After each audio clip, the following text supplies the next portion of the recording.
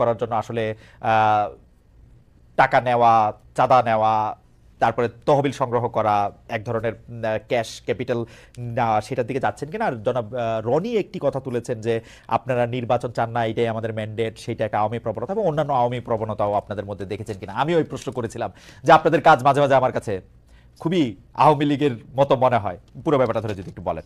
যেমন ভাই এক্সাম্পলটা দেন, আপনার লাস্ট কথার একটা যে এক্সাম্পল। যেমন আওয়ামী লীগও পছন্দ করতো না তাদের বিরুদ্ধে কোনো কিছু লেখা হইলে, আওয়ামী লীগ কোনোদিন পছন্দ করতো না তাদেরকে কেউ সমালোচনা করলে, আওয়ামী লীগ খুবই বিভিন্ন জায়গায় গিয়ে হুমকি দিত আমরা যেটা বলবো সেটাই হবে। আওয়ামী লীগ বলতো যে ভোটের দরকার নাই, উন্নয়ন আসে। এই সরকারের মধ্যে থেকে অনেকে বা এই সরকারের সমর্থক অনেকে এটা বলতে চায় যে নতুন করে নির্বাচনের দরকার নাই, আগে আমরা সংস্কার করব, আমাদের এইটাই ম্যান্ডেট, গণঅভ্যুত্থানই আমাদের ম্যান্ডেট। তারপরে বিভিন্ন সময় বিভিন্ন জায়গায় যে একটা আছে না, একটা তর্জনী উচায়া, তর্জনী নির্দেশ করা, উই আর দে করা, এইটা আওয়ামী লীগের যে জায়গা থেকে আমরা যেই 15 বছর যে রক্তাক্ত অভিজ্ঞতার বা যে বিভ্রান্তির মধ্যে আমরা ছিলাম, যে বঞ্চনার মধ্যে আমরা ছিলাম, সেটাও আমরা আসলে অনেক সময় আমি প্রত্যক্ষ করি। আপনি চাইলে আপনার আমি আলাদা আরো অনেক উদাহরণ দিতে পারি। ভাই এখন ভাই শোনেন, একটা জিনিস আপনাকে বলি, সবচেয়ে বড় কথাটা হচ্ছে আমি আপনার একটা কথার সাথে সম্পূর্ণ দ্বিমত করি, এবং এই কথাটা আমার কাছে মনে হয়েছে খুবই জেনারেলাইজড একটা কথা। আপনি একটা কথা যেটা রনি ভাইকে বলছেন যে আওয়ামী লীগের দেয়া ছাঁচে বৈষম্য বিরোধী ছাত্র আন্দোলন চলতেছে। ভাই একটা কথা আপনাকে স্পষ্ট করে বলি, সবচেয়ে বড় কথা হচ্ছে বৈষম্য বিরোধী ছাত্র আন্দোলন কোন একজন স্টুডেন্ট কোন একটা কাজ করছে, কোন একজন সাধারণ নাগরিক একটা কাজ করছে, বৈষম্য বিরোধী ছাত্র আন্দোলন নাম ভাঙায় করছে, সমন্বয়ক শব্দটা নাম ভাঙায় করছে, তার মানে সেই দায় এই বৈষম্য বিরোধী ছাত্র আন্দোলন নিবে, এটা কোনোদিন হইতে পারে না। আমরা আমাদের জায়গা থেকে সবচেয়ে বড় যে জিনিসটা দেখছি যে এই পুরো যে আপনি যে সিস্টেমটার কথা বলতেছেন, কালচারটার কথা বলতেছেন, এইটা বৈষম্য বিরোধী ছাত্র আন্দোলন বলতে আপনারা যাদেরকে চেনেন ফেস হিসেবে এই মানুষগুলো এটার জন্য সবচেয়ে বেশি স্ট্রাগল করে যাইতেছে। এই পুরো বাংলাদেশের নতুন যে সংস্কার প্রক্রিয়া, এটার জন্য সবচেয়ে বেশি স্ট্রাগল করে যাইতেছে। কোন জায়গাটা থেকে আসলে এই যে বাংলাদেশে বিগত 16 বছরে এই যে একটা কালচার এস্টাবলিশ করে দেওয়া হয়েছে, মানুষের রন্ধ্রে রন্ধ্রে এই যে বিভিন্ন তোষামোদি কালপ্রিটগিরি বিহেভিয়ার গুলো ঢুকে গেছে, এই যে বিভিন্ন রকম অপকর্মের সাথে জড়িত হওয়ার প্রবণতা ঢুকে গেছে, ব্যক্তি স্বার্থ এই যে চিন্তা করার যে প্রবণতা ঢুকে গেছে, মানুষ সামগ্রিকভাবে কালেক্টিভলি এই জায়গাটা থেকে এখন বের হইতে পারতেছে না। মানুষ এখন প্রত্যেকদিন 100টা তদবির নিয়ে আসে, মানুষ এখন তাদের জায়গা থেকে নিজেরটা দেখে শুধুমাত্র যে আমি ট্রান্সফার নিয়ে আজকে যদি ভোলা থেকে ঢাকায় যাই আমার ফ্যামিলি একটু ভালো থাকবে, কিন্তু ঢাকার যে ফ্যামিলিটা বরিশালে যাবে তার কি হলো সেটা মানুষ চিন্তা করে না। আপনি যদি আজকে দেখেন এই পুরো বাংলাদেশের যে রাজনৈতিক দলগুলো, এই দলগুলো বিগত অর্ধ শতাব্দী ধরে যেই পলিটিক্যাল কালচারটা প্র্যাকটিস করে আজকের এই অবস্থানে আসছে, এই অভ্যুত্থানের পরও ওই পলিটিক্যাল কালচার থেকে ওই পলিটিক্যাল দলগুলো বের হইতে পারে না, তার রাজনৈতিক নেতৃবৃন্দ বের হইতে পারে না। ভাই শেষ করি, একটু শেষ করি ভাই। ভাই আমরা তো চোখের সামনে থেকে দেখতেছি, আপনাকে বলি ভাই, আপনি তো বাইরে থেকে দেখতেছেন, আমরা চোখের সামনে থেকে দেখতেছি। আপনাকে বলি আজকে এই যে এত এত রক্তের উপরে দাঁড়িয়ে, খুনের হত্যার উপরে দাঁড়িয়ে, লাশের উপরে দাঁড়িয়ে এই যে সরকার, আমরা তো সরকার সরাসরি নাই, কিন্তু আমরা সরকারকেও দেখতে পাচ্ছি, মাঠকেও দেখতে পাচ্ছি। আমাদের সবচেয়ে বড় যে সুবিধাটা হয়েছে, মানুষের না আসল চরিত্রটা আমরা দেখতে পাচ্ছি। বড় বড় রাজনীতিবিদ, বড় বড় সুশীল, বড় বড় শিক্ষাবিদ, বড় বড় মিডিয়া ব্যক্তিত্ব, এগুলো আপনার সামনে যতটা ভদ্র যেভাবে প্রেজেন্ট করে, ভিতরে এক একটা কালপ্রিট এবং ভণ্ড। এরা ভিতরে ভিতরে নেগোসিয়েশন করে, ভিতরে ভিতরে এরা তদবির করে, ভিতরে ভিতরে এরা আগের কালচারটা এস্টাবলিশ করার জন্য মাঠে তাদের ছেলেদেরকে পাঠায় চাঁদাবাজি করে, উপরে এসে বলে কে ওখানে চাঁদাবাজি করতে গেছে। এই যে রাজনৈতিক দলের বড় বড় যে নেতাকর্মীগুলো, তারা যদি মাঠ পর্যায়ে বাংলাদেশের বড় রাজনৈতিক দলগুলো সহযোগিতা না করে, তাদের যারা কর্মী তাদেরকে তলে তলে ওই ভিতরে পাঠায়, আবার উপরে উপরে আজকে আপনি দেখেন কেন আওয়ামী লীগের বিচার হইতেছে না। আওয়ামী লীগের বড় বড় নেতা কর্মীগুলোকে শেল্টার দিয়ে রাখছে। আমি বলি জেলা আওয়ামী লীগের সাধারণ সম্পাদক সভাপতিকে শেল্টার দিচ্ছে জেলার অন্য কোন বড় রাজনৈতিক দলের সভাপতি সাধারণ সম্পাদক। This is the bitter truth. এই শেল্টার দিতেছে টাকার বিনিময়ে, এই শেল্টার দিতেছে ম্যান পাওয়ারের বিনিময়ে, অথবা এটা চিন্তা করতেছে আজকে থেকে 5-10 বছর পরে তার যদি খারাপ সময় আসে সে তাকে শেল্টার দেবে। ভাই একটু জাস্ট সেটা বুঝাই, ফিনিশিংটা দেন। আচ্ছা ফিনিশিংটা দেন, সামগ্রিকভাবে শুরু করি। তো সবচেয়ে বড় কথাটা হচ্ছে বৈষম্য বিরোধী ছাত্র আন্দোলন বলতে যে তিনজন ওইখানে সরকারি উপদেষ্টা কিংবা মাঠে যারা আছে অ্যাকচুয়ালি যারা স্পিরিটটাকে ধারণ করে, ভাই 5 তারিখের পরে বৈষম্য বিরোধী ছাত্র আন্দোলন হইছে নতুন করে এই সংখ্যাটা বেশি, তারা এই নাম ভাঙায় খাইতেছে আরো বেশি। এবং এই মানুষগুলো থেকে শুরু করে অন্যান্য যারা আছে তারা যদি তাদের জায়গা থেকে যেটুকু সহযোগিতা করা দরকার, এরা শেখ হাসিনার বিরুদ্ধে যেভাবে সহযোগিতা করছে ওই সহযোগিতা যদি থাকতো বাংলাদেশ 6 মাসে প্রত্যাশার চেয়ে বেশি পরিবর্তন হইতো। কিন্তু সবচেয়ে বড় সমস্যা হচ্ছে আমরা তো সামনে থেকে ওইখানে থেকে ফেসটা পরিচিত হয়ে যাওয়ার কারণে সবকিছু আমাদের কাছে আসে, প্রাণপণ চেষ্টা করে। ভাই আমাদের তো পালাবার পথ নাই, আমরা যেদিকে যাই ঝুলাবে, এটা হচ্ছে রিয়েলিটি ভাই। তো সবচেয়ে বড় কথা হচ্ছে আমরা আমাদের প্রাণপণ চেষ্টা করে যাচ্ছি এবং যাব, কিন্তু এই সামগ্রিক যে স্টেক হোল্ডার গুলো যেগুলো ফাংশন না করলে, হেল্প না করলে, ওয়ার্ক না করলে, ভাই শুধু একটু শেষ করি, শেষ করেন। এই যে বিষয় সামগ্রিক যে স্টেক হোল্ডার গুলো, এগুলো তো বিগত কালচার গুলোর সাথে অতপ্রতভাবে জড়িত এবং সহযোগী। এরা যদি এই কালচার থেকে বের না হয় বৈষম্য বিরোধী ছাত্র আন্দোলন বলতে যাদেরকে চেনেন বা যারা আছে, তারা তাদের জায়গা থেকে যতটুকুই কাজ করুক না কেন, ওই কাজগুলো আওয়ামী লীগের মতো করে হয়ে যাচ্ছে। সাজিস, খুবই চমৎকার আপনি বলছেন, কিন্তু খুব একপাক্ষিক বলছেন কিনা সেটা হচ্ছে আমার নিবেদন।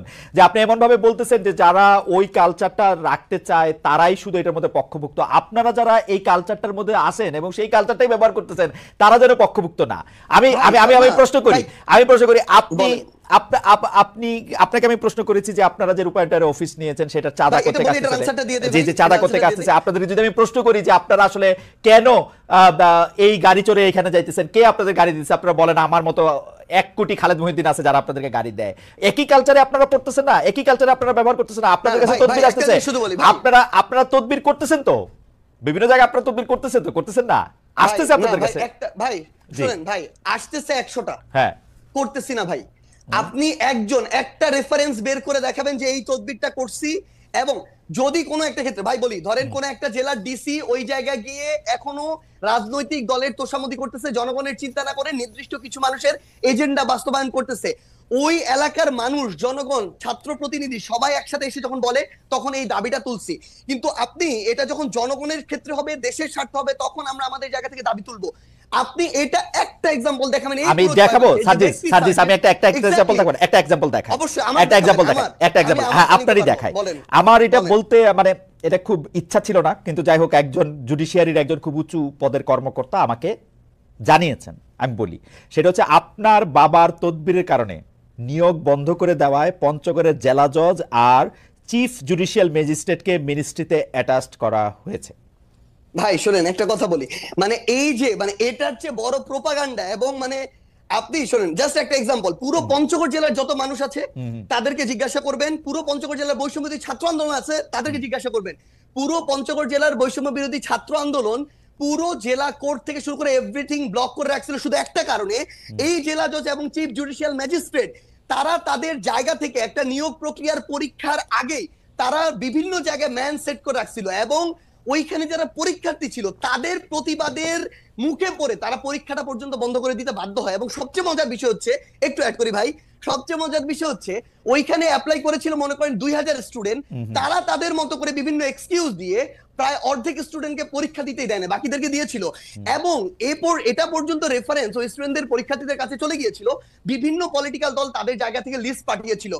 এবং এই চিফ জুডিশিয়াল ম্যাজিস্ট্রেট এবং জেলা জজ যিনি রয়েছেন তারা বিগত সময়ে আওয়ামী লীগের সময়ে তারা ওই সময় যে আইন এবং বিচার মন্ত্রণালয়ের যিনি মন্ত্রী ছিলেন তার লিস্ট দেখে দেখে পঞ্চগড়ে নিয়োগ দিয়েছে। এই অভিযোগগুলো এক করে পুরো পঞ্চগড় জেলার ওই পরীক্ষা যারা পরীক্ষার্থী তারা রাজপথে নেমেছিল, মানুষ নেমেছিল, বৈষম্যবিরোধী ছাত্র আন্দোলন নেমেছিল। কোন সিঙ্গেল একজন পার্সন যদি এটা বলতে পারে, ভাই আমিও বলতে পারি খালেদ মহিউদ্দিন ভাই বিগত সময়ে এরকম অনেক কঠিন কঠিন টকশো করেছেন, কিন্তু তারপরও আওয়ামী লীগের বিরুদ্ধে কঠোর হন নাই। সাপোজ এটা এরকম আসতেছে এই জন্য ভাই 100 কোটি টাকা পেয়েছিলেন, এটা আমি বললাম, কিন্তু এটা কোনদিন সত্য হতে পারে না।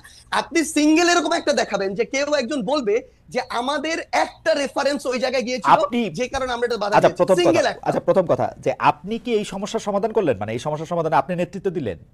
ধরেন আমি কেন নেতৃত্ব দিব? না ভাই, সবচেয়ে বড় শুনেন, আপনার কাছে অভিযোগটা আসছে তারপর আপনি এটা সমাধান করলেন, ব্যাপারটা কিরকম? না না না, আমার কাছে অভিযোগ কেন আসবে? আমার কাছে কোনো অভিযোগই আসে নাই। আমরা আমাদের জায়গা থেকে যে জিনিসটা দেখেছিলাম যে যখন পঞ্চগড় জেলার বৈষম্যবিরোধী ছাত্র আন্দোলন এই একটা মানে আগে থেকেই ঠিক করা নিয়োগ প্রক্রিয়ায় যাচ্ছিল, এবং তাদের আগের রেকর্ড গুলো এরকম যে বিভিন্ন রেফারেন্সে, বিভিন্ন সুপারিশে এবং অর্থ লেনদেনের মধ্য দিয়ে তারা নিয়োগ দিয়েছে। পুরো বৈষম্য বিরোধী ছাত্র আন্দোলন শুধু না, পুরো পঞ্চগড় জেলা জজ কোর্ট জানে, যত অ্যাডভোকেট আছে সবাই জানে যে তারা এগুলোর সাথে জড়িত। ভাই শেষ করি তো, তখন যখন তারা এই আন্দোলনে নামে সেই জায়গার জেলা প্রশাসক থেকে শুরু করে জেলা পুলিশ সুপার এবং অন্যান্য যারা, ইভেন আইন এবং বিচার মন্ত্রণালয়ের যারা যিনি দায়িত্বে রয়েছেন সচিব হিসেবে বা অন্যান্য হিসেবে, তারা তাদের জায়গা থেকে এই বিষয়টি শুধু আমাকে বলেছিল যে এইটুকু যেন দেখা যায় যে স্টুডেন্টরা যেন ওখানে ভাঙচুর না করে বিচারিক প্রাঙ্গণে, সেই জায়গাটিতে আমরা আমাদের জায়গা থেকে বৈষম্যবিরোধী ছাত্র আন্দোলনকে বলেছিলাম তারা তাদের যৌক্তিক আন্দোলন চালিয়ে থাক, কিন্তু তারা যেন কোনো ভাঙচুর প্রক্রিয়া না যায়, এইটুকু। এটা হচ্ছে প্রশাসনিক বিষয় ভাই, কিন্তু না ভাই আমার মনে হয় যে একটা কথা অ্যাড করতে হবে ভাই, বলেন একটা কথা অ্যাড করতে হবে, সেটা হচ্ছে সবচেয়ে বড় বিষয় হইতেছে কি ভাই, কিছুদিন আগে আমি এরকম দেখছিলাম সোহরাওয়ার্দী মেডিকেলে একটা প্রেসক্রিপশনে লেখা সমন্বয়ক সার্জিস আলমের আত্মীয়, বাড়ি হচ্ছে নাটোর না পাবনা এরকম কিছু একটা জায়গা, আমার 14 গোষ্ঠীতে ভাই এখানে কেউ নাই।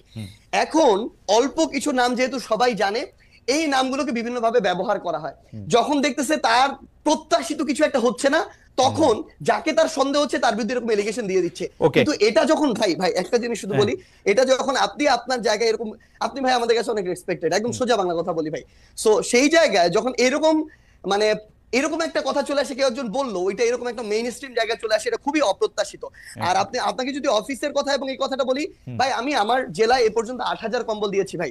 এই টাকাটা কোনো চাঁদার টাকা না। এই 8,000 কম্বল আমি যদি ওই মানুষগুলোর সাথে যোগাযোগ করে না নিতাম, ওই মানুষগুলো অন্য কাউকে দিত। বাংলাদেশে এরকম অন্তত কয়েক হাজার মানুষ আছে যারা প্রত্যেক বছর 10-20 হাজার কম্বল বিভিন্ন জায়গায় দেয়। আমি এর মধ্যে মনে করেন 10 জন মানুষের খোঁজ পেয়েছি বা খুঁজে বের করেছি। আমি ওটাতে যাচ্ছি ভাই। আমি তাদেরকে বলেছি যে ভাই আমার পঞ্চগড়ে প্রচন্ড শীত, আপনি যদি আমাকেও 1,000 দিতেন, আমি আমার মাধ্যমে বিতরণ করতাম, তাহলে ভালো হতো। তারা দিয়েছেন, এইটুকুই কম্বলের বিষয়। 2 নম্বরে আসেন ভাই রূপায়ণ টাওয়ারের বিষয়। ভাই একদম স্পষ্ট কথা বলি, বাংলাদেশের রাজনীতি করতে বিগত রাজনৈতিক দলগুলো যেই লেভেলের টাকা খরচ করার কালচার তৈরি করেছে, একদম মানে কালো টাকা দিয়ে, সেটা যদি কন্টিনিউ হয় আমাদের দ্বারা বাংলাদেশের রাজনীতি করা সম্ভব না, একদম ক্লিয়ারলি বলে দিলাম। আমরা আমাদের জায়গা থেকে ভাই একটা ফাউন্ডেশন করার প্রসেস অলমোস্ট শেষের দিকে। এই ফাউন্ডেশনে ওপেন ফান্ডিং হবে দেশের এবং দেশের বাইরের।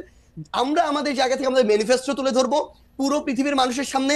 আমরা যদি আমাদের রাইট ট্র্যাকে থাকি তারা ফান্ডিং করবে, যদি না থাকি তারা ফান্ডিং করবে না। এবং আপনি যে এই গাড়িটার কথা বলছেন ভাই, আমি আপনাকে বলি, আপনি যদি দেশে থাকতেন না, আপনি এতদিনে আমার অন্তত 5 দিন কল পাইতেন যে ভাই মহিউদ্দিন ভাই, আপনার তো হচ্ছে 2টা গাড়ি আছে, আমাকে একটা গাড়ি একটু 3 দিনের জন্য দেন বা 1 দিনের জন্য দেন, ড্রাইভার এবং গাড়ি আপনার, তেলটা আমি দিব ভাই। আমি ভাই লিখে দিতে পারি, আপনি খালেদ মহিউদ্দিন ভাই আপনার 2টা গাড়ির মধ্যে একটা গাড়ি একদিনের জন্য আমাকে দিতেন। এরকম আমাদের বাংলাদেশে এই অভ্যুত্থান পরবর্তী সময় হাজার হাজার মানুষ আছে ভাই, যে 16 বছর পরে একটু হাত ছেড়ে নিঃশ্বাস নিচ্ছে। এই মানুষগুলোর ওই সামর্থ্যটুকু আছে। এই মানুষগুলো এখন লক্ষ লক্ষ কোটি কোটি টাকা তাদের উপরে যে চাঁদা এভাবে চাপিয়ে দেওয়া হতো, সেটা থেকে তারা এখন মুক্ত। ভাই আমরা না রিকোয়েস্ট করি ভাই এভাবে ওপেনলি ভাই, একদিনের জন্য ফোন দিয়ে রিকোয়েস্ট করি, আমরা আপনাদের যারা এখানে আছেন নিশাদ ভাই থেকে শুরু করে আমরা তাদেরকেও করবো ভাই, যদি দেন ভালো হবে, না হলে ভাই আমরা আরেকজনের কাছে বলবো, যেই দেয় ভাই। আজকে কেউ দেয় নাই ভাই, ক্লিয়ারলি বলে আজকে কেউ দেয় নাই, হেঁটে চলছে, রিকশায় চলছে।